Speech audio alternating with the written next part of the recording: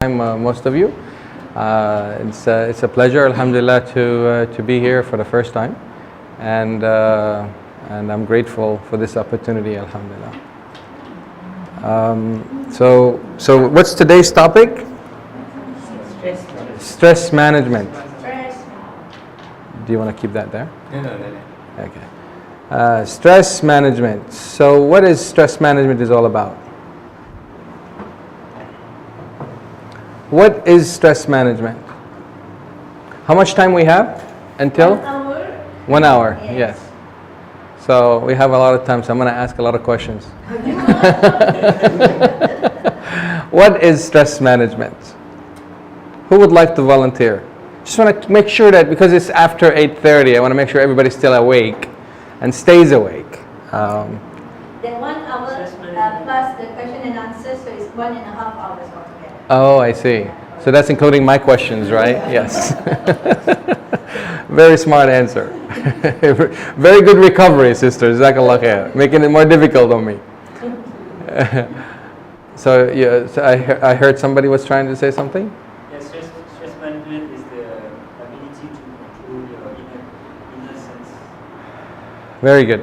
Jazakallah khair. Anyone else would like to tell me what is your perception of stress management? Deceiving oneself.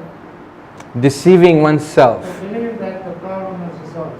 Very good. I like that. Deceiving oneself to make believe that the problem is solved. Very good. See, I couldn't have come up with that. I couldn't have come up with that either. So I'm learning. That's really good. I'm not saying that this is the first time I'm hearing something like that, but these specific words are very, very powerful. Who else would like to share their thoughts about what stress management is? I wonder if there's this not knowing that you are stressed, so you're unable to then manage the stress yourself. Not knowing that you are stressed, you will be unable to. You will be able to manage the stress, or you will not be able. No, you will not be able. You will not be able. Because So. you like not having, not acknowledging that you are having stress. Very good, very good. So what the sister, I guess what I'm trying to, if I may, so what I understand from you is that you're saying that you need to be mindful that you have stress in order for you to do something about it. Yeah. But if you don't know that you're stressed, How? so how, huh? So you won't be able to do anything about it, then you'll be like, yeah, this is who I am. I'm not stressed, this is who I am. Very good point, very good point.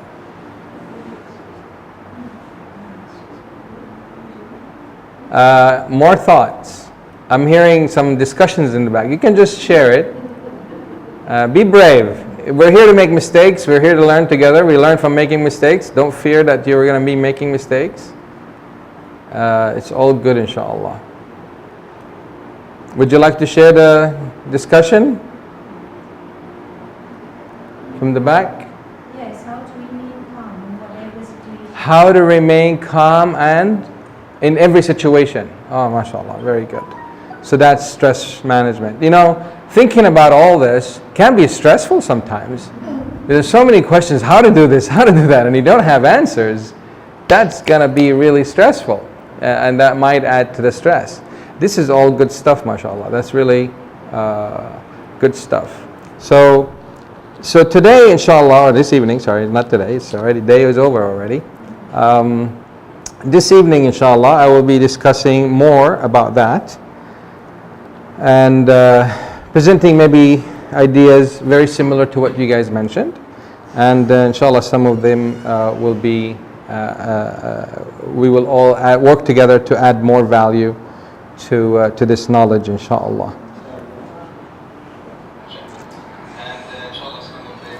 Oh, that sounds like me. That's the audio. Oh, I see. So you're recording. Okay, alhamdulillah. Okay, so when are we stressed? When is it that we are stressed? When you do have problems, When we have problems. So does that mean anybody and everybody who has problems is stressed? no? Okay, so there's something that have a problems, and then what? Then don't know the solution. And don't know the solution. Yes, brother. When you have a lot of works, duties, right? When we have the multitask Multitask moments. Very good. Very good. You're being expected. So I'm hearing from both of you folks is that expectations is very high, and you're a poor little guy, like you only have 2 arms, 2 eyes and 2 ears, and oh, how am I supposed, I'm not an octopus to get all these things running and be done on time. Very good. Jazakallah khair. That's very good stuff when you don't have a solution. So all these expectations are so high, and I don't know how to do this. Very good. What else? we lack confidence. Lack of confidence. Let me think about that one. Lack of, which one comes first? Lack of confidence or stress? Sorry, I'm just, I don't mean to make it difficult, but I want us really to think.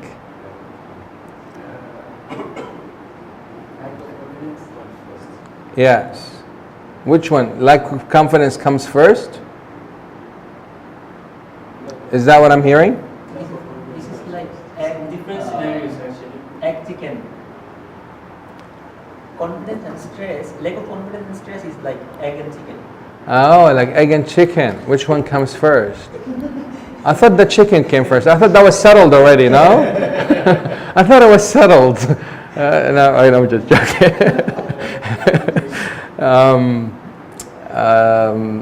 Yeah, it can be like he's saying that stress can trigger lack of confidence, and sometimes also he's saying that lack of confidence can trigger stress. Interesting. Very good. Very good. Any thoughts from the back, from the front? Any more thoughts on that? I'm going to give you more time. Mentioned behind here that schedule to meet and then lack of time. Very good. Very good. So lack of resources, the expectation is high, you're not able to do it. Also the expectation on time, I want it when? I wanted everything needs to be done yesterday.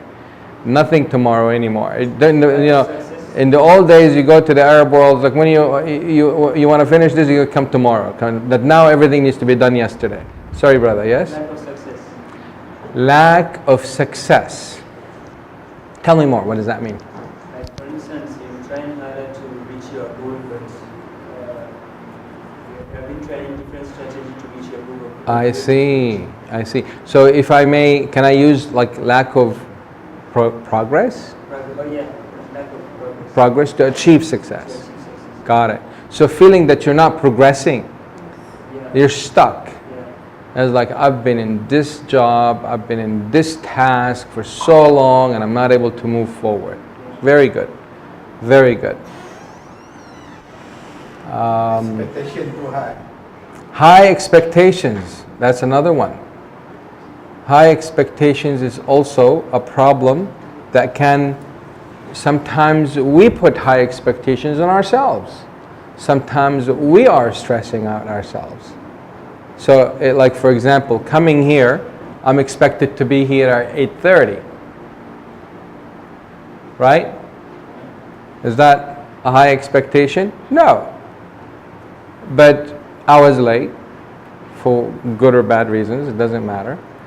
But that having that I'm supposed to be here at 8:30 can make the person be very stressed. How can we release stress in this situation? How can we release stress? High expectations, not having a solution. High expectations on us, and we have also high expectation, from the other people on us, and from us to other people, or from us to towards ourselves. How can we reduce this stress? I follow a simple formula. Yeah? To reduce my stress, I follow a simple formula taught by Quran. Read Quran. Taught by Quran. teach, teaches by Allah on formula that is teaches by Allah in Quran. What is it? إذا أصابتهم مصيبة قالوا إنا لله وإنا Inna illahi wa inna ilayhi raji'un. Very good. And that works for you Yes. every time. Yes. Very so good. Far, Very good. Alhamdulillah. So that's very powerful, and that's very powerful, and that's what we call is being mindful of your situation, and at the same time you are connected for help from Allah subhanahu wa ta'ala. So one of the things that we can help ourselves in a stressful moment or any stressful day or anything is what the brother is saying. إذا أصابتكم مصيبة قالوا إنا لله وإنا إليه راجعون. Saying إنا لله وإنا إليه راجعون is very calming, very releasing all the stress. But your boss continues to call you. Where is the report? Where is the report? And you say, Inna lillahi wa inna ilayhi raji'un. And the boss is still calling you. Where is the report? And the report is not being done. So it is very true. This brings us to a state. But if the thing is perpetuating, if the stress is continuous and is triggered by an external event, we sometimes people, they think that this verse is not working. And many people fall into doubts about Quran in these kind of situations. They're not mindful that this situation is helpful, but the fact that the stress is being caused by an external force that I have no control over. Unless I address this source of stress, this stress is going to be coming back to me. So yes, Inna lillahi wa inna ilayhi raji'un is very good. And I would like to add to that, go to the source of the stress. And what do we do? What do we do to the source of the stress? Let's say the source of the stress is a person, a boss, spouse, son, daughter, sibling, relative, whatever the case might be. And we need to communicate with them. We must communicate with them about what? Which is? Whatever is causing the stress. You can tell them, I am very stressed when you keep calling me and asking me about this report. It's causing me to delay the report. Can you give me until the end of the day? So you remove that stress. You delay it. Or you tell them, I cannot. I don't have a solution for you today. Let me sleep on it. Let me call friends. Give me a couple of days. You need to communicate expectations. So they're expecting it now, and it's not possible, but you're taking it on yourself because you want to please the other person, and therefore you're taking it on you. You're saying, Inna lillahi wa inna ilayhi raji'un. It's working, but the stress keeps coming back. Because Inna lillahi wa inna ilayhi raji'un, it does give that peace and tranquility to us. But the external reminder, or it can be an internal reminder that in the memory, I don't want to lose my job. Anxiety goes high. And the boss keeps saying, where is that report? How come you didn't finish the 3 miles of paper that I gave you 3 hours ago? That one, of course, Allah subhanahu wa ta'ala can remove your boss over a second. There's no doubt about that. But we also need not to take Allah for granted. We don't want to be in the office or be in a situation, in a stressful situation, and just say, Inna lillahi wa inna ilayhi raji'un, and say it over and over, read the Quran, or read Ayatul Kursi over and over, and thinking that that's the only thing I can do. Alright? We can do more, and we need to be mindful of all the other possibilities, because the definition of tawakkul, the scholars who have said about tawakkul, is that we rely on Allah, we trust Allah, and we do our part. There's no doubt about that. So doing our part is part of tawakkul. So therefore, we rely on Allah, we're reaching on Him, we're reciting the verses of the Quran. The Prophet told us that this is good for us. So we believe in Him, we rely on Him that He's going to remove that. At the same time, we do our part. We communicate. And we communicate either externally or also internally.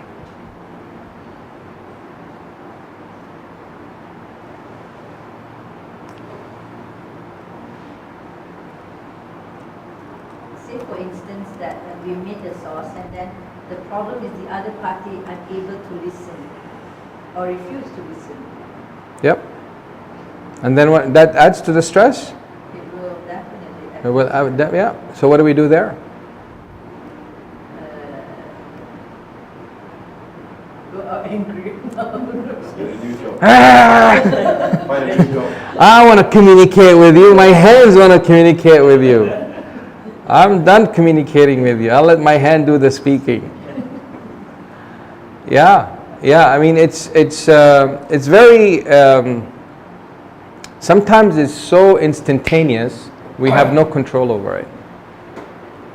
Sometimes it comes as a blindside, and we trigger, and we just so angry or so. But actually, if we're mindful, it really happened about maybe 10 minutes ago that we felt like we're stressed. Maybe an hour ago. Maybe yesterday. Some people can, it depends on the resilience of every person. Some people can handle stress for 5 minutes, 10 minutes, a day, a couple of days, a week, and some even go for months under stress. And like, I can take it. But after 6 months, they have hypertension, diabetes, right? Tumors, high blood pressure, or low blood pressure as well. Heart disease, pain in the joints, pain in the back, pain in the neck. Have you ever heard of someone telling another person you're pain in the neck? That's stress. That is stress. You're stressing me out. You're causing pain in the neck. Because that's like one of the most common areas to feel stress is around the neck and over the head. This is a very common area. If this is painful, maybe it's your computer, but not always. Maybe it's your posture on the desk, but it's not always the case. This is an area that can be very painful or uncomfortable due to stress. So therefore, what this is basically telling us is that our mood impacts our physical being, and that's a fact. The Muslim scholars mentioned that in the past, and today, scholars of non-Muslim faith, they proved this in studies and research that basically says exactly what I just mentioned.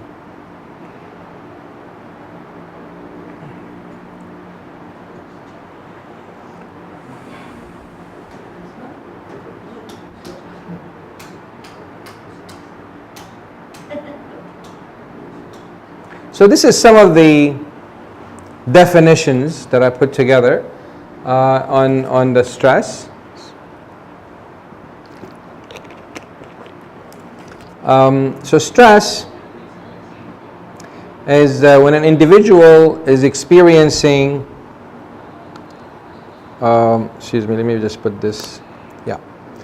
When a person is experiencing a challenging, we talked about challenging so far, but it's also stressful when we are under threat.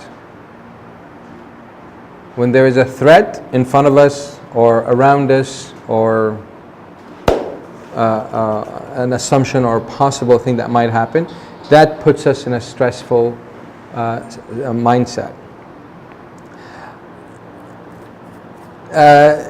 Some people feel like if they're stressed, that means it's like something wrong.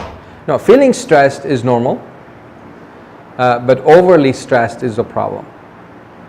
Continuous and ongoing stress is a problem. But stress is a normal, or is a common and a normal thing to feel. If we are, so there are three things that would happen to us if we are in a stressful situation.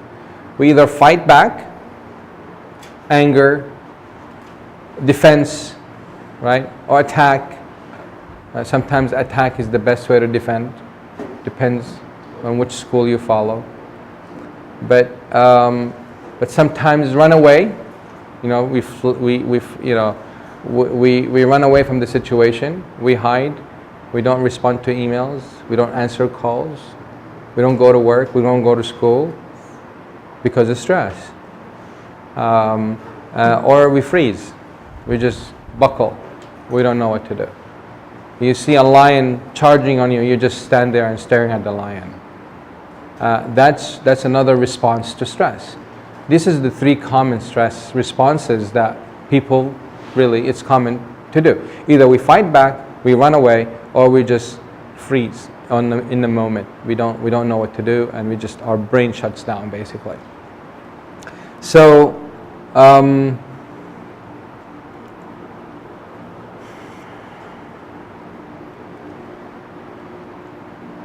so the thing about stress, if we don't manage it, we get burnt out. So stress takes a huge toll on our energy. If we're not managing it well, we will eventually burn out. What does that mean, burn out? What does it mean when somebody's burnt out? Raging. Raging. Oh, sorry, yeah. Collapse. What does that mean? Sorry. Collapse. Sorry, got it. Collapse. Very good. Burnout, collapse, raging, weakness. Okay. What other interpretation? How do you understand when somebody says I'm burnt out? Giving up. What else? Depression. What else? Tiredness. Give up. Run out of energy. Batteries out. No more interest. And like what the sister said, is very likely if stress is not managed well and you're burnt out, is very likely if we're not careful, we fall into depression. A lot of people tell me, oh, lack of iman causes depression. If you're depressed, that means you're not a strong mu'min. That's a very common stigma. It's a very common wrong belief, to be honest. Belief and depression. I mean, it can happen, but not, a person who has weak iman to fall into depression, but not everyone who is in depression has weak iman. It's not. A 5-year-old falls into depression. What do you want to talk to a 5-year-old about iman? You want to tell me you're not a mu'min? It's like, what is that? So depression and iman have nothing to do with, they're not independent of each other. How about patience, the sabr? Patience, in terms of, for what? For stress or for? At the end of a burnout, it's actually stay. The what you just now was freeze, but rather it's not really freeze. It's just patient. Just take it as it is. So for how long?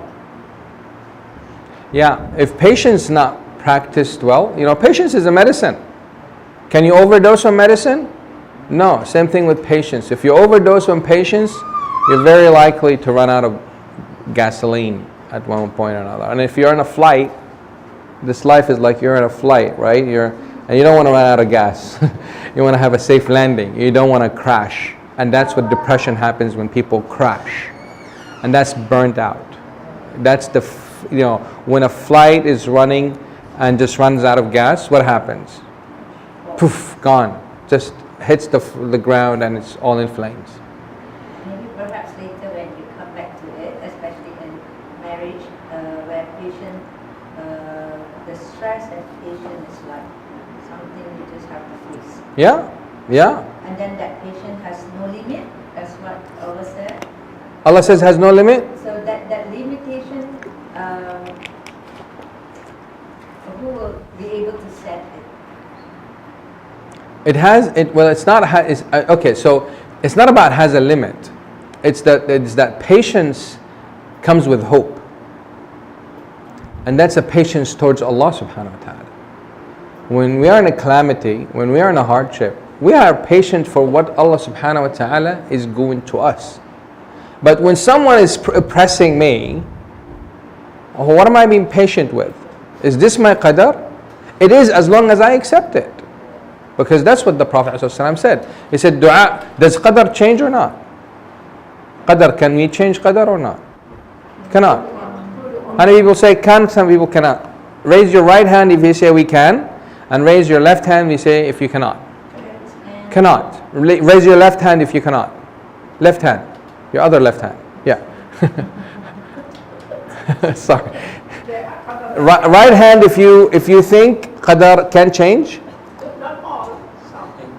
Well, let's just in general. We'll get into this is not a class about qadar, just to get an idea. So and left hand if you think that qadar cannot change. Brother, which side are you on? Although actually, The sister there. The term means qadar is the final qadar, but there is some consequences explains that qadar is changed. Yeah, your qadar. We're talking about your qadar. Can you change your qadar or not? Actually, Yes or no? Yes. No, it is not answerable yes or not, because everyone has some destination is set by Allah that will be achieved, but in the life period there will be some consequences that will be changed. Suppose I am praying to Allah, Allah, you reward me this reward, and eventually I am getting this reward. This is my dua and Allah accepted, and this is also a part of the qadar. It will also never be changed. Right. I just mentioned an example. I said you're in a. Assalamu alaikum. If your boss is abusing you at the job, is this your qadar or can you change it? That's my question. If you're in a job, your boss is abusing you, and just really making your job a living, very painful stress. Can you change that qadar or not? Yes. Or is that your qadar? No. This is I don't know if my qadar or not until something happens. But it is happening. Your boss is stressing you out. Your spouse is stressing you out. Yes. Your brother is stressing you out. Your father, your mom, anybody is stressing you out. Is that your qadar or can you change it? Okay. Yes or no? Yes. So I got the sister. What do you think? Can you change qadar or can you not change qadar? Can change. Okay. I saw like 50-50 to be honest. Maybe like 60-40. But the brother is not deciding yet. No, actually, I think as by our told, it is not answerable by yes or no. Got it. So the Prophet ﷺ said, "Dua changes qadar. Action changes qadar." So the answer is yes, we can change qadar. We can initiate the change of qadar. We can. It's a possibility and it's up to us. If we accept it, it's not going to change. If we want it to change, we need to do something. So therefore, we have the ability to initiate the change. Whether it happens or not, we don't know. Because we cannot control the outcome. But we can. The Prophet ﷺ said, just by saying dua, you can change the qadar. But dua is subjective to Allah subhanahu wa ta'ala to answer it or not. But this gives us the ability that we make sure that we are not passive human beings. We're not passive creatures. Not because I'm in a stressful situation is to surrender to that situation. No, akhi and ukhti.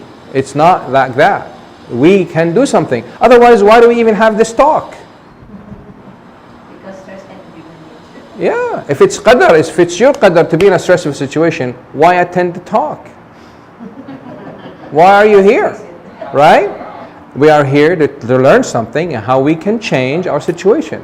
Every situation that we have the ability, because Allah subhanahu wa ta'ala gave us this ability to change it. So we said tawakkul, we rely on Allah, we trust in Allah, and we do something, and then we have tawakkul. These are the steps that the scholars always told us. So therefore, when it comes down to stress, and you are in a stressful situation, do something about it. So this is something we spoke about. So the key word, if I may add to what was mentioned, is that the expectations exceed the cope ability. And that's where we say, like, some people have a cope of stress for 5 minutes, some people an hour, 2 days, 1 month, 6 months. And they can cope with it, that's not a problem. But there is danger in that, because the feel of burnt out, or someone to be burnt out, can happen without any signals, any warnings, nothing. It just overnight, the person wakes up, doesn't want to get off the bed. That's it. They say, you know what, I'm going to quit my job. Just quit. Quit your job? What happened? You were very happy last night. and this is the danger of not being mindful of stress. I think the sister said is to be mindful, or maybe it was you, right? You moved your seat. Yeah. My memory is with the sound came from there, and you moved. So it's be mindful that you are in a stressful situation. So therefore, what we need to do is we need to know ourselves. We need to know our limits. We need to be authentic about that. If I do not have a stress tolerance, then I need to be honest with myself. I do not. I'm not a weak person. That doesn't make me a weak person. I just cannot handle stress. End of story. Knowing that helps us to be able to know the triggering points.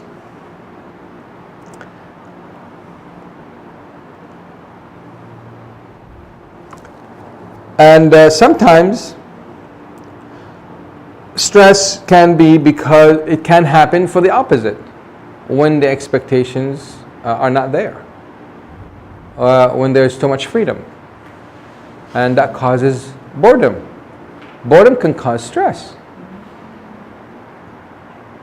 And many children whom they are, I'm a big fan of, children and youth not to use any screens. But we cannot expect them not to use screens and just sit at home. That's as stressful as putting them in front of a lion, in a cage. It can be very, very stressful for children. So we need to be mindful. Yes, I don't like screens. And at the same time, I need to, encourage the children to do activities, fun things, to get them out of that boredom so they don't get into a stressful situation. Some people, I've met few youth that their parents, they're some of them are Muslim community, from a Muslim family, some of them are not. Their parents are telling them to learn something so fun, something quote unquote is so relaxing, play piano. And you talk to the child, they're so stressed. On the other hand, on the other side, you find children who are put in tahfiz school. And this is supposed to be relaxing and beautiful, but they're so stressed. And we're not saying tahfiz is stressful. We're not saying tahfiz is the same as playing piano. It's not. It's just seeing it from the other person's perspective. How are they seeing it? Them being in a stressful, or them viewing being in a tahfiz school is stressful doesn't make them a bad Muslim. We just need to understand what's going on. What is causing the stress? Okay? So that's very important.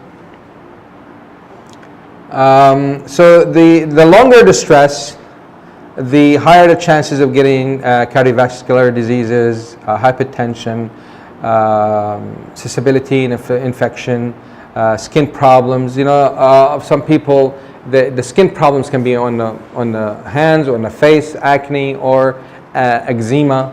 You guys know about eczema? A lot of people make a lot of money from the solutions, but actually, if you work with the person from a mental point of view, from a mental health point of view, and teach them specific things to say and steps to do, it will reduce the eczema, it will reduce the skin problems and all the other as well. Chronic pain, infertility, stomach pain, and ulcer. I don't know, have you guys experienced, like, when we were children, like around exam time, or like 2 weeks before exam time, we started to get stomach ache? I remember that very clearly. It's so, I was like, what does this have to do with the exams? I must have had something to eat because my mom was like, no, you're just really stressed about this school and the exams. Like, no, I'm not. I was like, oh, yes, I am. But now I'm thinking back, my mom was right. Changes in menstruation, so stress for the sisters can impact the cycle that they have. So these are all the areas that would be impacted by stress if we're not able or we don't properly maintain it. And joint pain with muscle pain and so forth. Sources of stress: boredom, relationships, excessive work demands, exposure to unwanted noise. Yeah. Unhealthy environment. So what's an example of unhealthy environment? Place where it's not hygienic. They're what? Not hygienic. Not hygienic. Very good. What else?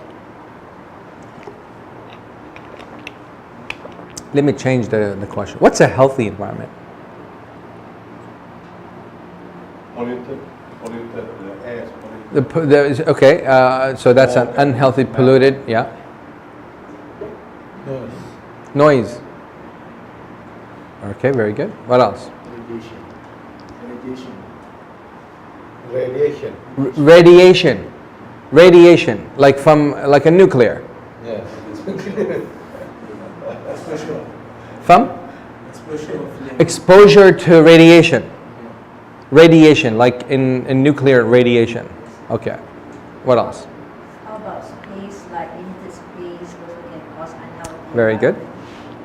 Very good. In a work atmosphere, helping each other. Oh, very good. Mentoring from superiors. Very good. Helping Supported, right? Getting the support from your colleagues, from your superior. Very good. Yes, brother. Take two chemicals around. Too many chemicals around. Yeah. Factory chemicals around. Very good. What else? Other thoughts? Very good. Also complaints and bickering with other people. Oh, very good. I like that too. Did you guys hear what she said? No. Okay, do you mind repeating that? Bickering and Bickering and complaints and bickering and whining and complaining from people around you in that environment. So what's so bad about that? There is another relationship problem. That can be very true. That's very true. If that's a one person thing, but if you have like an office and everybody's backbiting, everybody's whining and complaining, so it's beyond that relationship. It's an environment at that moment. But if it's one-to-one, if it's a family, if it's a small group, yeah, it can be a relationship. But if it's, well, maybe sometimes people, I can argue also that if it's in a family, it can be the environment is also not healthy. But if it's one-to-one, that's a relationship. But if it's more than one, it can be an environment thing. Very good question, very good comment. What else? Catastrophic environment, like what? Oh, like natural disaster. Disasters. I couldn't have thought about these two, honestly. I know them, but I wasn't planning to say anything about them. And that's why I like asking questions. Very good. So being in it or experiencing it from somewhere else? Being in it. It's experiencing it yourself. Yeah, and also sometimes a relative. You know, what is it? Image, the airplane that was lost at sea. Yeah, that was stressful. Not only the people, may Allah have mercy on them, the people in the airplane, but also was stressful for their families, for their friends, and for the people who worked at that airliner. And it was a stressful environment across. Yeah. Like things like volcanic eruption, like earthquake. Yeah. Anybody experienced earthquakes? Nobody.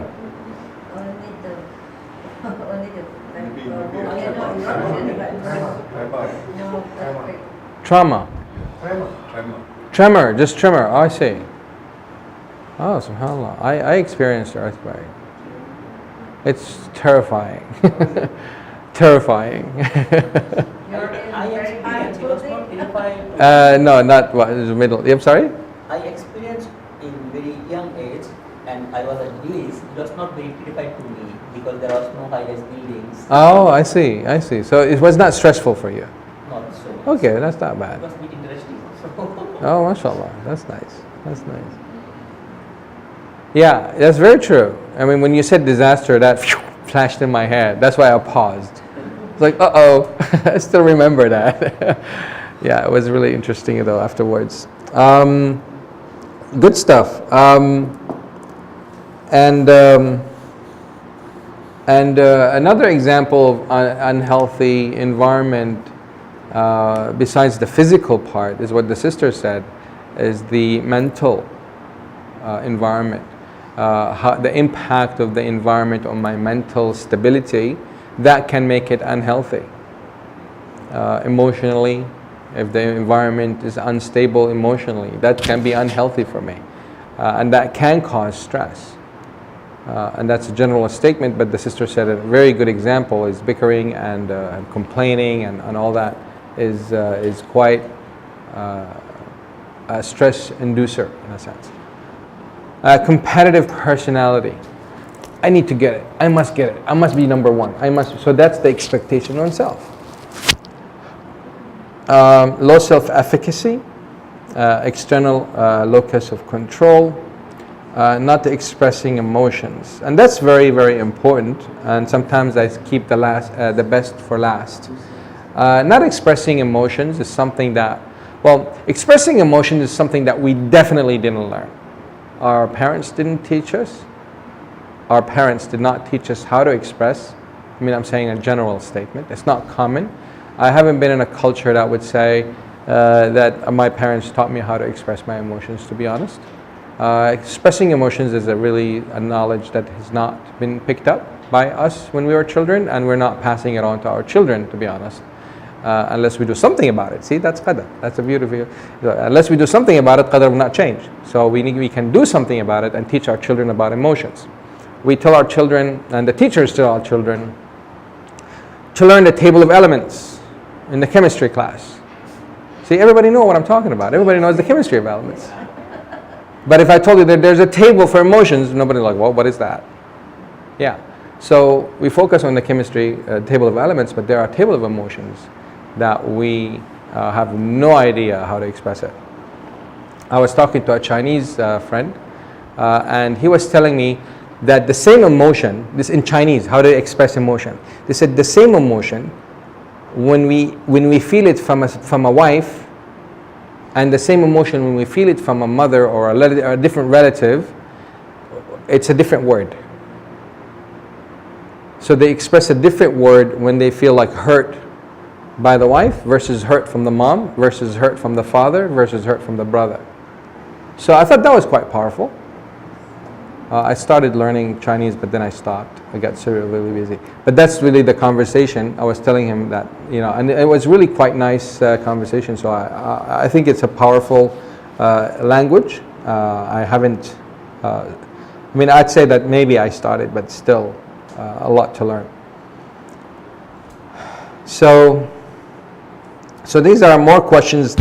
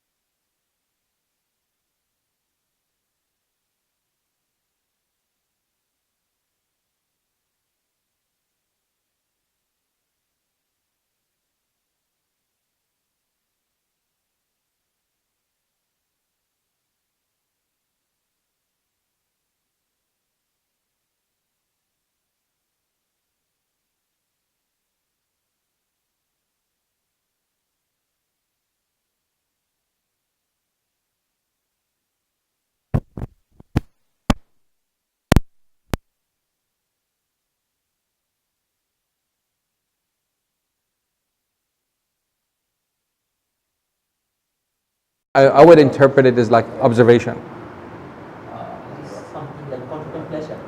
Contemplation. Yeah. Okay. What else? What do you think of meditation? What is it? What else? Other meanings for meditation? Muhasaba. Okay.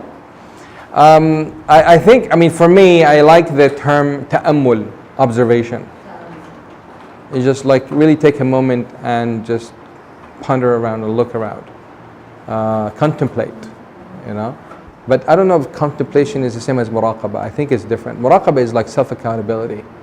Actually, this term muraqabah is used by Sufis in our country.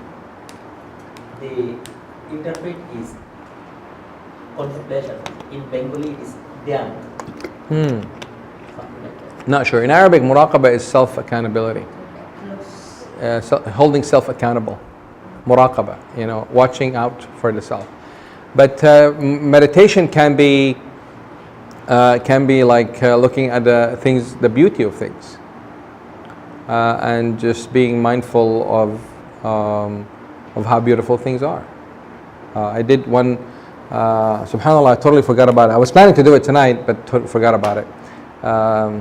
It's a little exercise of meditation that shows us the beauty that we have, that we take sometimes for granted. We didn't take the moment to really think about how beautiful this is that we have. Like the grain of rice. I mean, look at the grain of rice. I mean, when was the last time we looked at a grain of rice and saw how it looks like?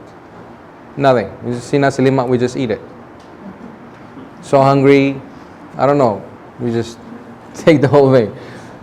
But if you take the rice and take a look at it, how many times really that you really took the nasi lemak or a dal, you know, we like dal, like you smelled it. Like you take the plate and you smell it. I know for me, I was like, I take the roti chana and I just dip in it. We always do that because it's something nice. It's very nice. It's so nice. But you can think about all the little, the whatchamacallit, the grains that, or well, not grains, but what do you call those? Beans? The beans is for dal. Yeah, the bean bean. is for rice. For the rice, yes. So the beans in the dal. I mean, where did that come from? Which land did it come from, really? How far did it come? How many people really carried this to come here? Yeah, it's all by the will of Allah subhanahu wa ta'ala. There's no doubt about that. And also it was because of many people that got it into my plate. And if you think about the beans that are in the same plate, are they really from the same tree? Are they from the same farm? You know, there's so many things to contemplate about, and just to kind of be mindful. Not mindful, but observe. Take a moment and really think about it. This removes stress like nothing else. Just seeing the power of Allah subhanahu wa ta'ala and how He made the rizq. And not only that, He made the resources and the abilities to make that rizq come to me. Just thinking about that is just so powerful. It's very, very powerful. It tells us about the greatness of Allah subhanahu wa ta'ala. So meditation, how often do we meditate? Every chance you get to do that, you need to do it every day if you can. It's really good. After each salah if you can. And it helps especially to be thankful. Yes, the gratitude. The gratitude. I'm going to get to that inshallah. So sometimes we meditate by seeing, by activating the sensory. The smell, I said, like smell the dal, smell the roti. Roti, is that how you pronounce roti or roti? Roti. You smell it, you know. Sometimes, I remember when back in, when we were in the U.S., like walking by the bakery, it's just a great smell. You just want to sit there and just keep breathing that fresh bread smell. Yeah, it's very nice smell. These moments are really, really important for us if we are using it in the right way. I mean, yes, you can crave some fresh bread, but also being mindful about the beauty of our life, the beauty of Allah subhanahu wa ta'ala who allowed this beautiful smell. Flower, how many flowers do we pass when we're walking? We hardly walk anymore, right? I mean, even if you go to LRT, there are no plants. I mean, you take the LRT sometimes. I don't see any plants. I don't see any flowers. It's really sad sometimes. Like, man, it's just, I went to, I traveled in the past, and I must say that I was hoping to see more trees and flowers in Tokyo, but I didn't. I was living underground more than I lived above ground. You need to go other states.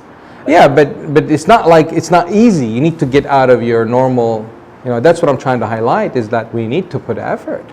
There's the botanical gardens here, the beautiful, beautiful flowers. So therefore, what I'm trying to say is that our daily life sometimes deprives us from all of these beautiful things. So that's why we need to put the effort. The shortcuts, Which is? life, documentary. Oh, YouTube. So yeah, these are shortcuts, and it can be. You can get a picture and just, that's the imagery part. So visual can be a real thing, can be a picture. You can also get a picture of the Kaaba and look at that. And imagine yourself being there. Just imagine the last time you were there. Just remember to imagine. Imagine the next time you're going to be there, what are you going to do? The things maybe you didn't do the last time, you didn't have a chance, you can do it better. Just being in the moment, sometimes it takes like a few minutes. And it puts you in a different mood altogether. It removes the stress out of the...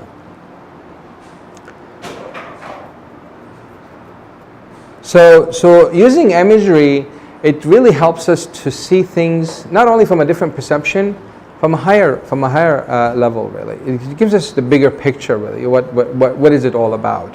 And that helps us handle stress.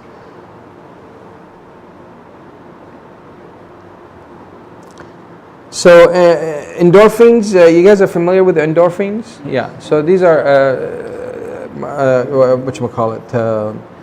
these are chemicals in. I'm sorry. Eating banana is an endorphin. It helps. Yeah. So these are all in the brain, and these are impact our mood, really. And I'm sorry. Part of the immune system.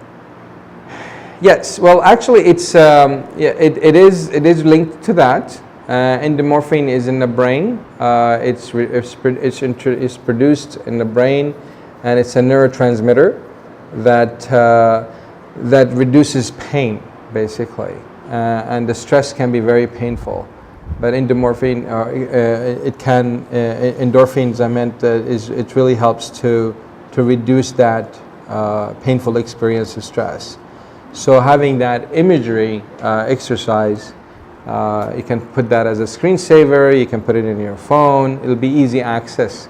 Just to put your focus back on what is important, what it's all about, what is the big picture here, what are we after. Whatever works for you. I mean, it works, different imageries work for different people, different ways. How about happy memories? Yes, and that's the imagination part. That we can imagine from memory, from past memories, or imagine something about the future. It's always a very good exercise. It's just the thing is that even though we know these little tricks, it takes time to activate it when we're stressed. So therefore, the challenge here is really to take the moment and do it. I saw it flashing there. Yeah. So the challenge is really to make this as part of our lives. Because even though we know it, sometimes we're under stress, we cannot think of that. And after the stress, and after we get angry, and then we remember, it's like, oh, I wish I remember that. But we need to do that. We need to be like, that's what it's all about, is being mindful that you are in a stressful situation or a stressful environment, or this is my triggering point, I'm approaching my stress point, I need to think of something. So planning ahead that this is going to be stressful, I need to know, what am I going to do when I feel stress? Before I feel stress, what do I do? And when I feel stress, what do I do? You just plan these, predict these indications to help you manage the stress in a better way. Excuse me. Yeah. Just wanted to ask, what causes dhyana, for example? What causes the? Dhyana between lack of sleep and stress. Yeah. All stress results into lack of sleep. So you're asking what's the relation between the two? It's interchangeable. It can be induced either or. Yeah. Stress can cause insomnia or lack of sleep, and lack of sleep can cause stress. Yeah. Definitely. It can cause obesity as well. Some people they crave for food, they're stressed out. I'm sorry, I couldn't hear you. Now we say that some people craving, they crave for food and they're stressed out. Yeah, that's a very good point. It's not the chocolate, folks. It's which neurotransmitter the chocolate is inducing, is producing in our mind. If there's no endorphins or endorphins, sometimes people they crave something that they made them happy at a younger age. And the common thing that we made us happy when we were young was what? Sugar, gula. Gula is very bad. Sugar is really very bad. Ice creams, cakes, candies. Ya Allah. Milos. Someone would wake up at 2 o'clock, you know what, I'm craving Milos. Like, what? It's 2 o'clock, I'm sorry? Marshmallows are nice. No, I'm just it's all about when do we, yes sister, when do we? Do you advise someone, for example, should I fight insomnia in order to fight stress? Or I should fight stress in order to fight insomnia? Very good. So you're asking is that how do I know which one is triggering the other? Very good. So there are symptoms so that's what you need to look for a professional to ask them. You need to share your symptoms to that person. And you tell them what are your symptoms in terms of sleep, for example. How many hours you sleep, in our center, for example, we have sleep therapy. We don't help people to sleep in our therapy, but we help them to have good sleep at home. So we manage and we monitor their sleeping patterns, and we can help them out and work with them. So we do have sleep therapy, and that's if it's sleep related. And in that treatment, we are mindful if it's a stressful situation. So we work on both. We don't care really on who's triggering the other. If both of them exist, then we address both of them at the same time. And we basically develop skills with the clients to be able to manage that situation. And one way or another, you will find improvements. Like, quick thing is that if you are not sleeping because of stress, or you're stressed because you're not sleeping, make sure you don't go to bed unless you're sleeping. Don't go to bed. Do not lie in your bed. If it's like 15 minutes and you're not asleep, get up. Do something else. Get up. Yeah. Don't stay in bed. Yeah, you'll be wasting your time, right? And then you will continue not able to sleep. Yeah, because you're going to be in bed and thinking, you're in bed and you're not sleeping. You're in bed, you're not sleeping. You're putting more stress on yourself. So go do something else. But not necessarily eat a chocolate or eat a cake. That's not what I'm saying. Is that go to work. Go to work. Because you're not sleeping. So then stay and don't do work in your bed throughout the day. You need to train your mind to think bed means sleep.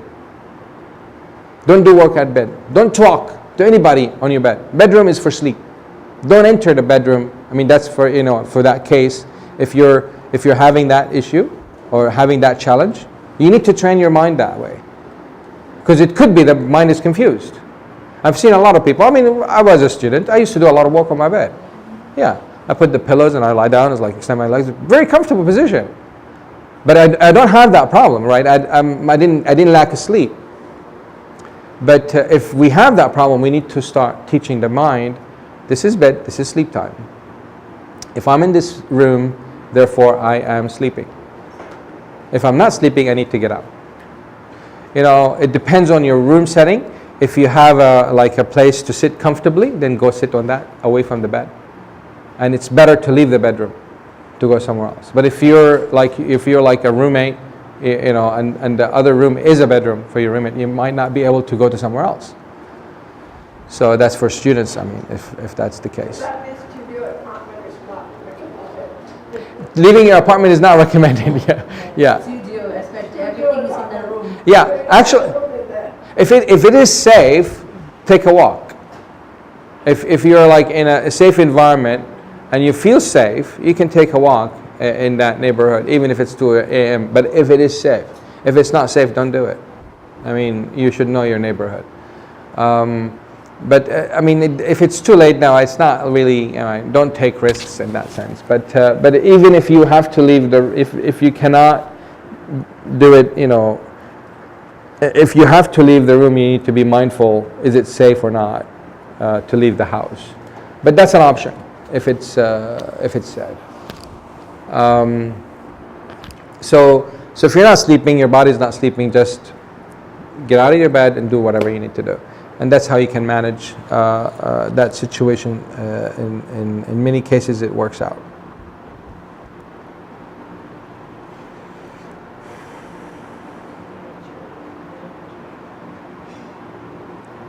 So if you're, reading Quran, this is one of the things.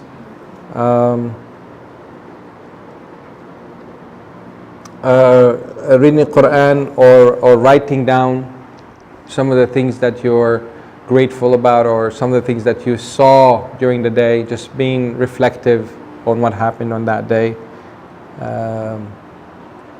is something that can be very useful in meditation.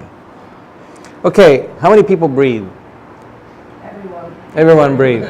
But here's what I would like you to breathe now.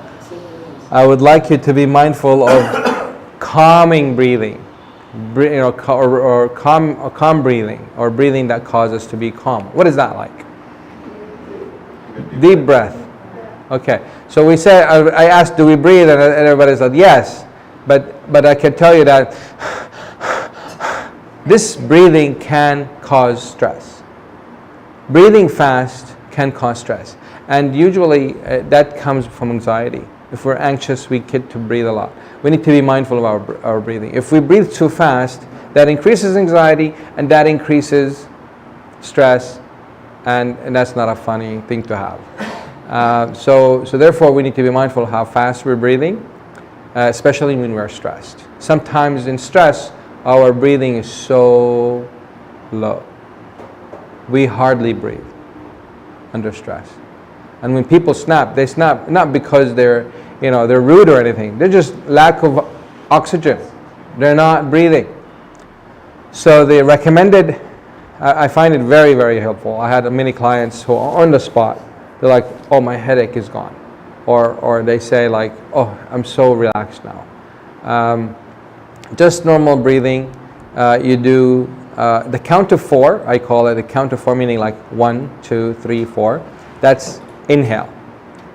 And before we exhale, we hold it in for like a count of 1 or a count of 2, as long as you don't get dizzy. You don't want to get dizzy in this exercise.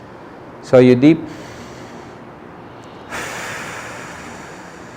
And when you exhale, you put your mouth as if you're blowing from a straw. You put it, you make it a circle, you make it smaller, and that's because we want to reduce the amount of oxygen that is being exhaled, and we want to make sure the lung is using it to remove the carbon dioxide and take the oxygen. And we want to release as much as carbon dioxide as possible. So the exhale being longer is as important as inhale is longer. So a lot of people is like, no, we want to do it the other way around. Actually, I got dizzy just doing it like that, just right now. So we want to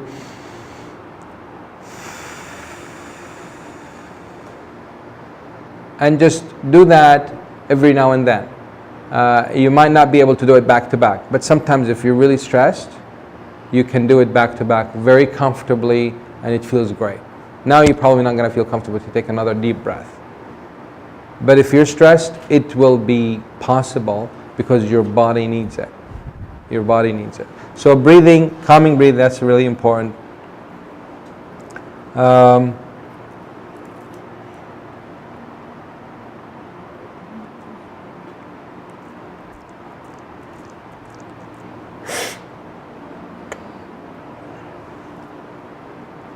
So the fact that we breathe, it does impact our body, our mood, the tension, the muscle tension, the muscle pain, the joint pain. It does really work.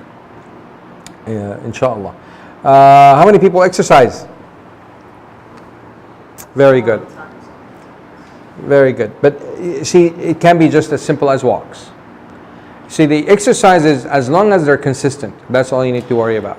Just be consistent. Every day you do a walk, or you can do crunches at home, or you can jog a little bit. I mean, it depends. You don't have to really lift your legs up. You can just jog by lifting your heels. You know, just this feeling sometimes can get the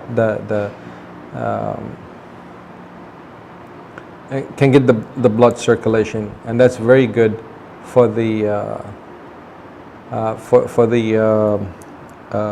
physical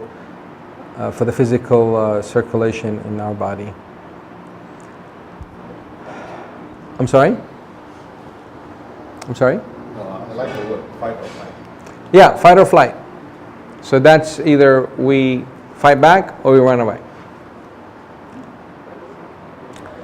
Because if the muscles are tense, we want them to be ready, whether you want to run away or you want to fight back. But the most important thing here is really to be able to maintain the situation by balancing your emotions.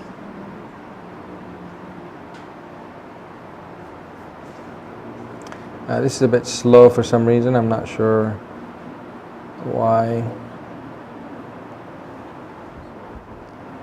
Now, when it comes down to exercise or muscle pain and all that, just be mindful if there's any energies in your body. Don't mix that to stress pain. Sometimes the injuries that you have in your body, the pain is exacerbated or increased when you're stressed. And sometimes that can be a missed signal that is like, oh, my back pain is acting up, but it's actually stress.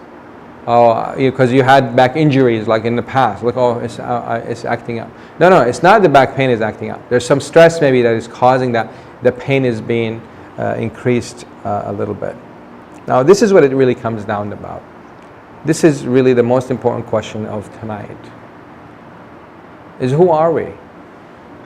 Who are you? Who is each one of you? That's the most important question that you need to answer for yourselves. So who are you? You want to throw out answers. Anybody? Who are you? I am me. What else?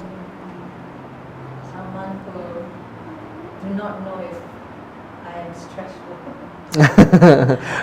Yeah, try to see if we can introduce ourselves, if we can say who we are using one word.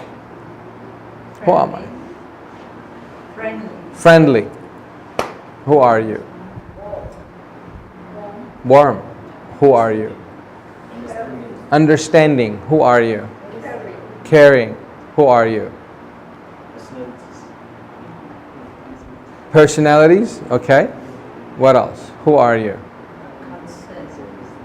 I'm sorry? Concerned. What else? Who are you? I'm sorry? Superman. Got it. Yes, we are. Yeah, you don't have to have that thing in the back to be Superman. Yeah. Underwear's outside.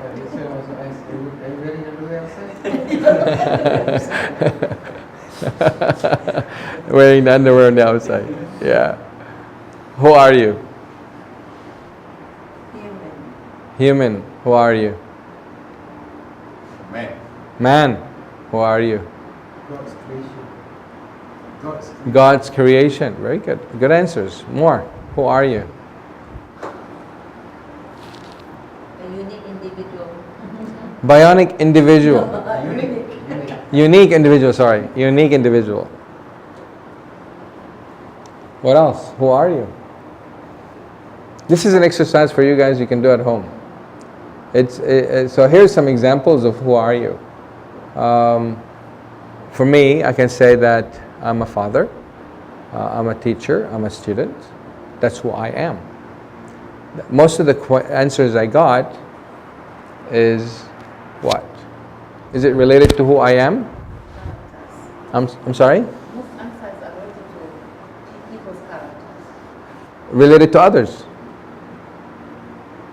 So, yeah, we Characters, you said. Yeah, character. Yeah, Towards others. Yeah. But who I am is something I have, regardless if you exist or not. Regardless if the other person exists or not. Can I be loving with no one around me? Yes, to yourself. Very good answer. But that's not the common perception of loving, but that's a very good answer. And a lot of people, when they hear loving to yourself, they think like, oh, that's so selfish. That's not true.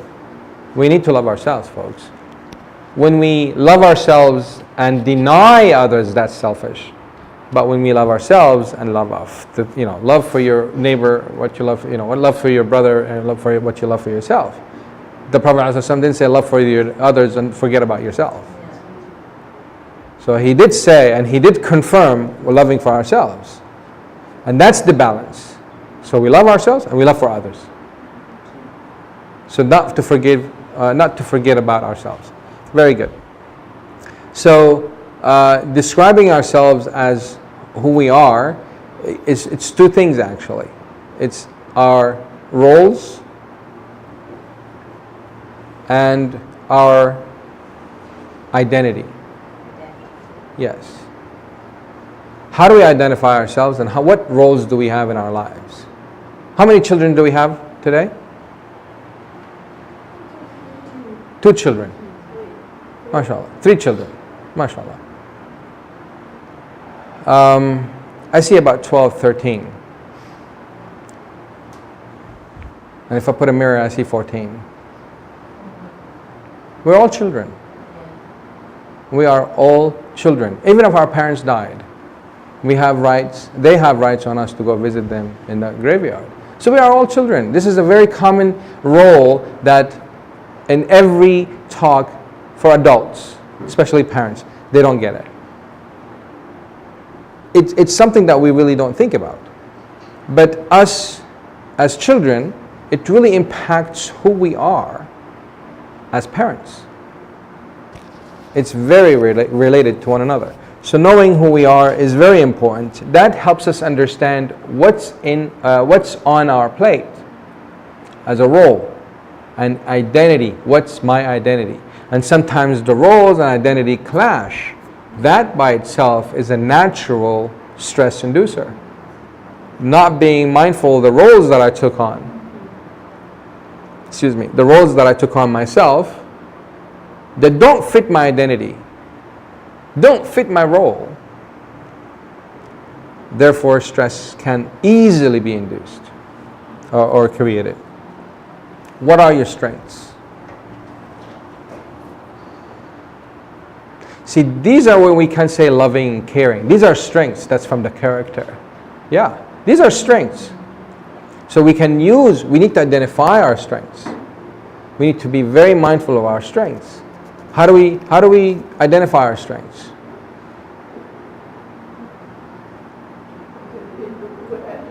I'm sorry? Something that you're good at. Right, very good. Very good. Something that that you've done in the past and it worked really for you and you're good at it. Also something that people tell you that you're good at. Yeah, some feedback. Sometimes like you say, oh brother, you're so good. You're like, oh no, astaghfirullah, no. It's like modesty. It's like, no, they deny that. It's like, brother, you're a great speaker. You need to do these more often. Or your tajweed is so excellent. It's like, no, astaghfirullah, I don't want to do that. It's like, why not? You're really good, so that's something you're good at. So when somebody praises someone, I mean, as long as they're authentic, I mean, I have no reason to doubt that. But people can say that you're really good at something, and then you need to take that as a sign of strength. If you heard it from more than one people on different occasions, then maybe that is a strength that you need to be mindful of. Yeah. So sometimes strengths come from other weaknesses. What are our weaknesses? Now, as you heard, I come from corporate world.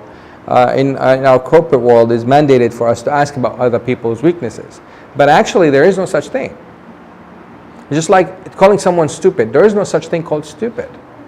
They're smart, or they're less smart, but they're smart in one area, but they're not smart in another area. But they're smart in a different area.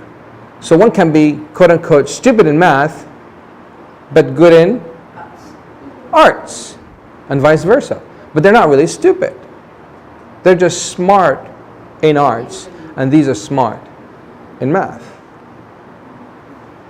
So, same thing for strengths. There is no such thing called weakness.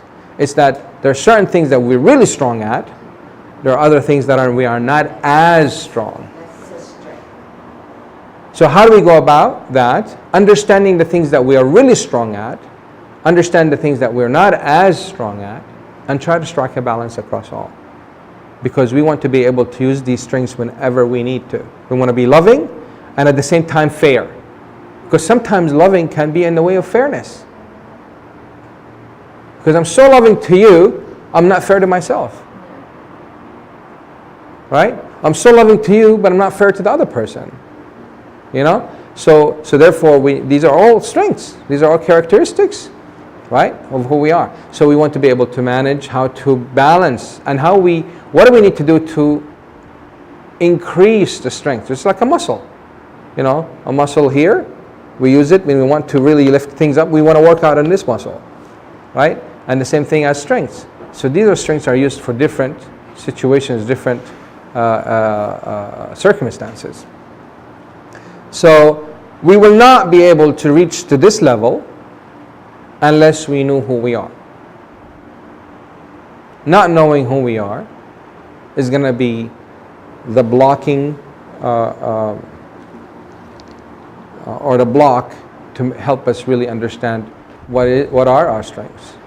So therefore, being mindful of who we are helps us to know our strengths and the high strengths and the low strengths, and to help us understand how we go about doing that. What thoughts do you project onto yourself? What thoughts? Now we said self-talk. Now this is about project. What's the difference?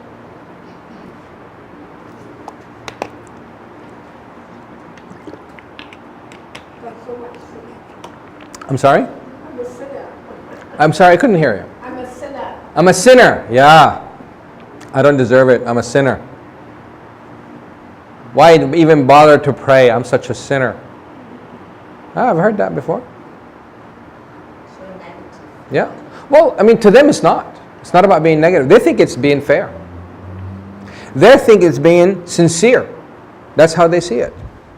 Some people who fall into that, and I say fall into as in not in a negative way, but they fall into the thought of that, is because they are being very fair to what they feel that what they deserve, and they're seeing it from their perspective, but they're not seeing the big picture.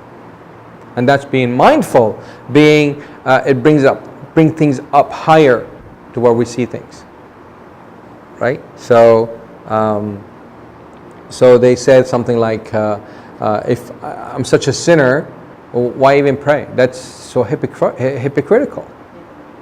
Yeah, it's a hypocrisy of me. If I'm a hypocrite to do such thing. So to them to be sincere, that's how they logically deal with it. Like, I don't need to pray. I'm happy with the sin. It's making me feel good. I know it's a sin, and that's where it is. Yeah. Don't counter. Well, they're not seeing. I mean, the person in that sense, they are really seeing it logically, but that's where we reach out to help them out. Yes, you are a sinner, and you can still pray. You can still pray. You can still, and God still loves you. Because what do we teach? I mean, forget about what we teach our children. What were we taught when it comes down to being sinful?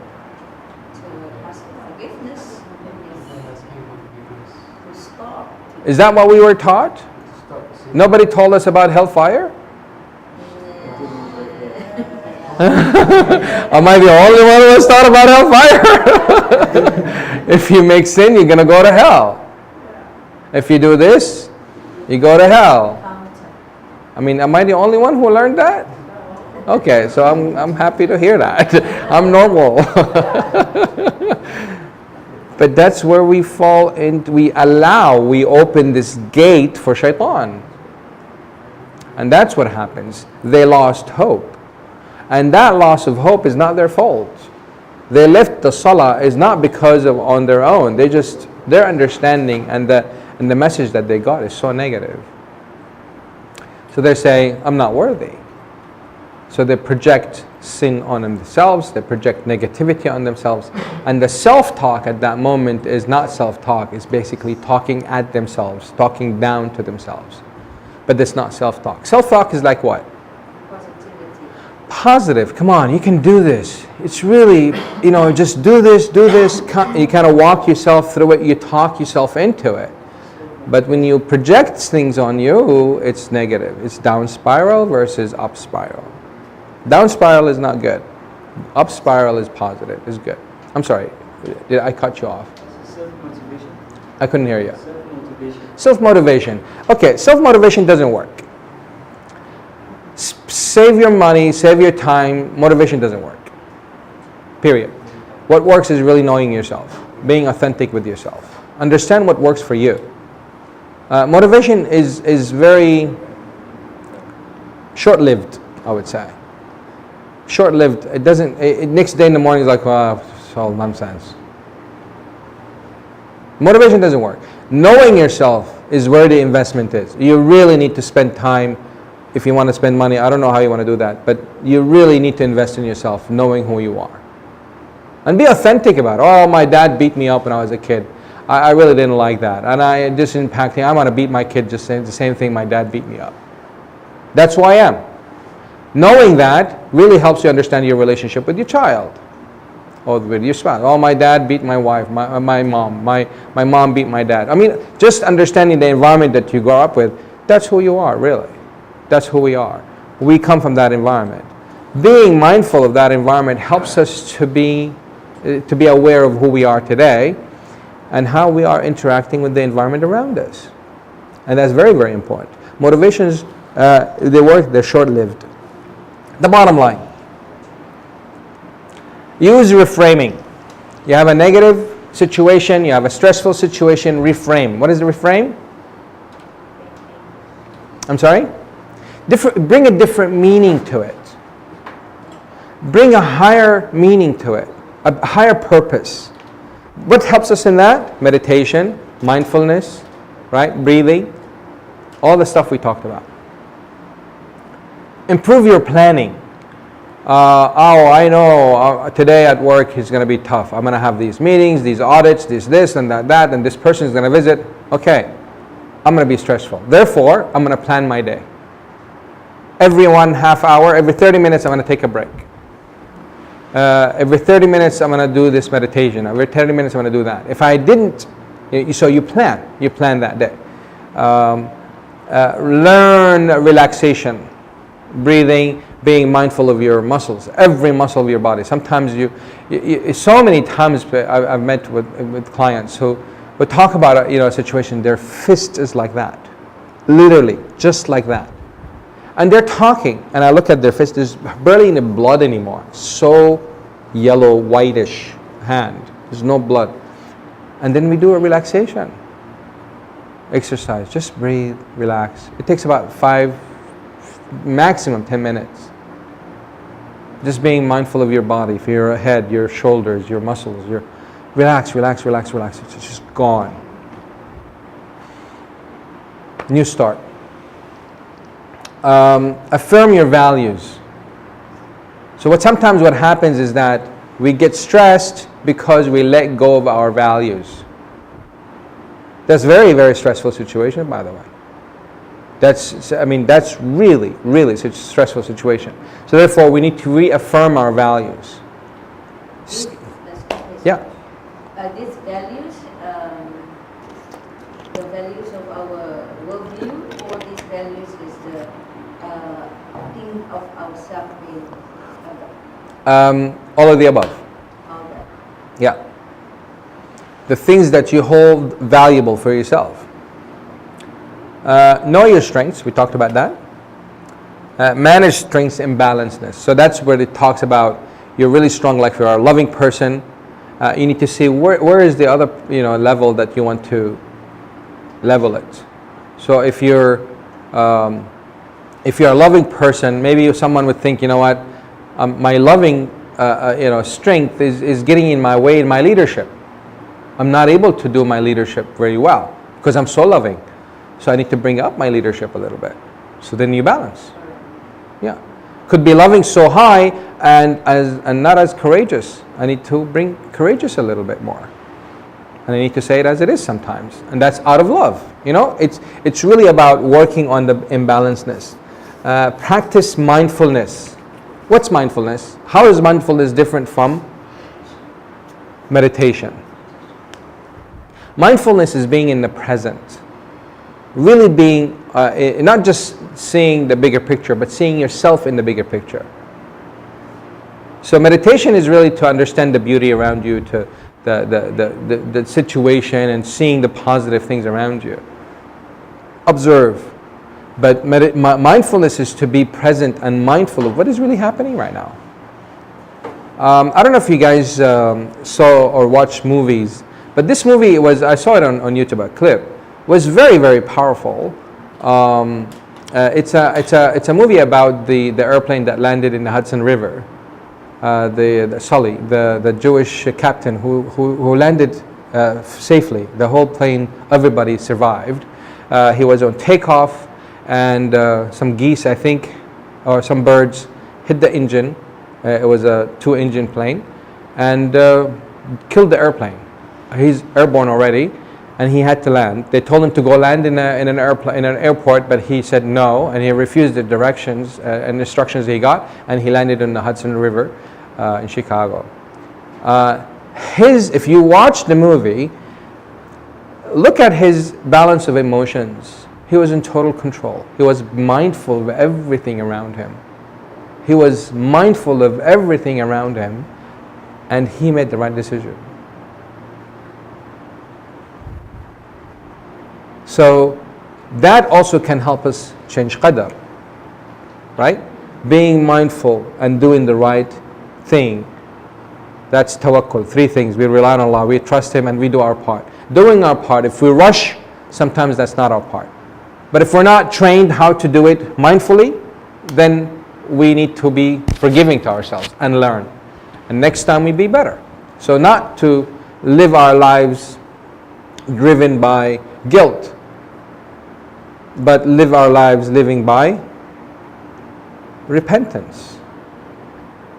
Totally different things from the same act. I can see my sin as guilt, or I can see my sin an opportunity for repentance. Let's focus on repentance, okay? So that's another thing that we can do, being mindful. Unleash your gratitude. Every night, I encourage you all to have this exercise. Every night before you go to bed, or tonight before you go to bed, get a list, write down the things that you're grateful of, that you're grateful for. Allah, thank you for this, thank you for this, thank you for this. I'm grateful to Allah about this, I'm grateful to Allah about this. I'm grateful to my husband about this. I'm grateful to Allah for having my husband, or we're grateful for Allah for having my wife that did this, that did that. Write it down and read it every day when you wake up in the morning and before you go to bed. Read it every day, and every time you read it and you think of something, add it. Keep that list handy for you. Okay, I highly encourage you to do that, especially if you're living a stressful life, or you're in a stressful environment. Positive self-affirmation, that goes higher and way much better than motivation. So one of the things I used to do when I was in college, before the exam, to encourage myself, I say, if I get an A, I'm going to buy me this. I go shopping, I go window shopping, and I like something like a shirt or shoes, and I pick the gift for myself based on my grade. If I get an A, I'm going to buy myself these shoes. If they're nice shoes. And if I get a B in my class, I'm going to just get the socks. If I get a C, maybe I'll just get a juice from the shop down the street. I just wash it down. But these are the things that we can, encourage ourselves by giving ourselves gifts to motivate us. These are rewards that we can reward ourselves.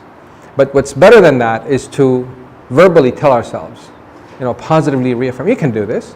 What do you mean? You can't buy these shoes? You can't get an A? You see, you can do an A, and this is what you're going to get. So you can talk yourself into positively focus on getting the right, what you really desire for the sake of Allah subhanahu wa ta'ala. Now, I'm sorry? This is a post-traumatic stress disorder. So this is a stress. I just want you to be all mindful. So there's stress that is situational, that is circumstantial. Stress that can be caused by an event that might not be stressful, but it may trigger a stressful or trauma that we had in the past that would cause us the stress. Just be mindful that's something that cannot, it's not like related to the current situation as being stressful, but sometimes it doesn't make sense. Why am I stressful? Why am I so stressful about this? This is not something that usually stresses me out. I never thought this would stress me out. Just be mindful that this might be something in the past, that some trauma happened, a car accident, or fall, or injury, or anything that may trigger that past memory, and that can cause stress without us really being mindful of that. The next slide is my tips for you guys. I want you to take a moment to work with me and pay attention to this countdown. I call it a countdown of self-care. Number 10. This is the one before. This is emotional intelligence. You need to understand your boiling point. You need to accept your reality. Become emotionally mature. You need to be, because sometimes what happens, embarrassment can make us stress. Sometimes, what else? Disgusting things make us stress. So we need to understand really these emotions that cause stress. It's not always stress, it's not always anger. Something else that triggered anger, something else that triggered stress. So we need to be intelligent, emotionally mature.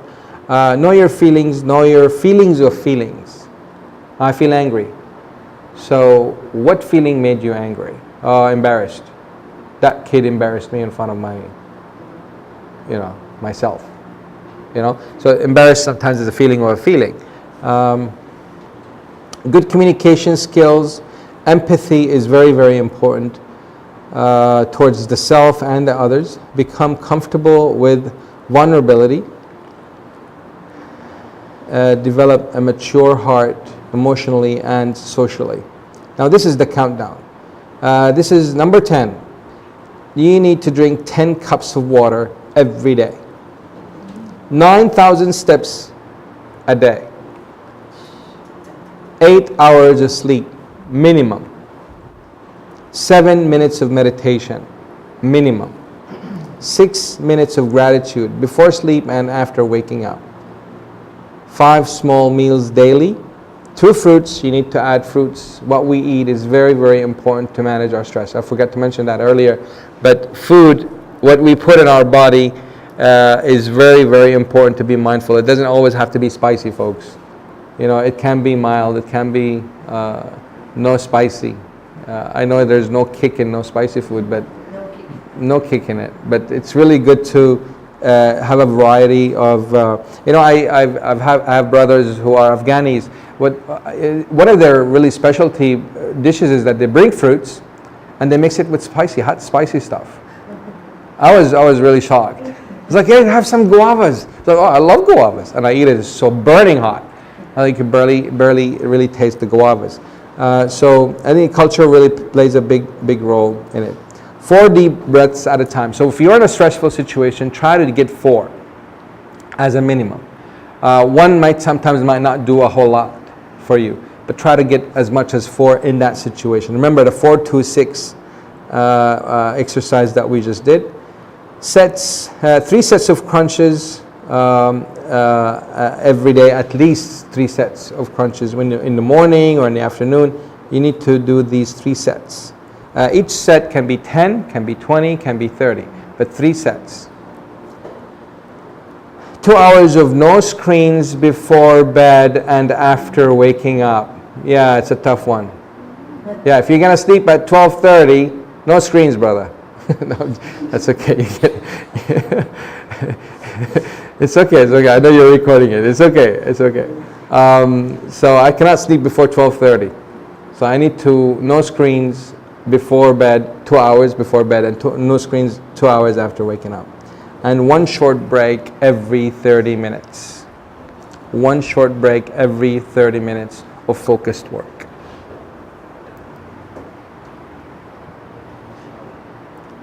Okay, this is the countdown.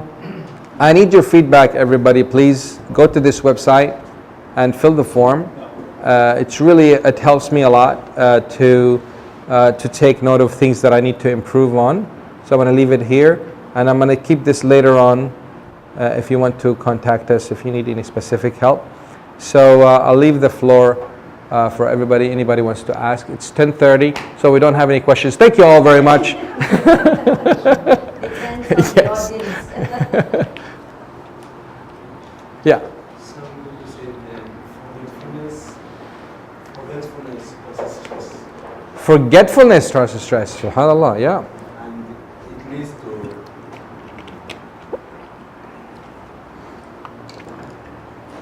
it causes stress, forgetfulness. Yep. Yeah, forgetfulness can cause stress. And it leads to anxiety. I feel like I'm an airport security guy. I have so many. It leads to Alzheimer's disease. It used to what? I'm sorry. Alzheimer's disease. Can I give you the microphone? I thought I saw a microphone here. It leads to Alzheimer's disease. Alzheimer's disease. I see. Yeah, Alzheimer. Yes. The forgetfulness or the stress? Yeah.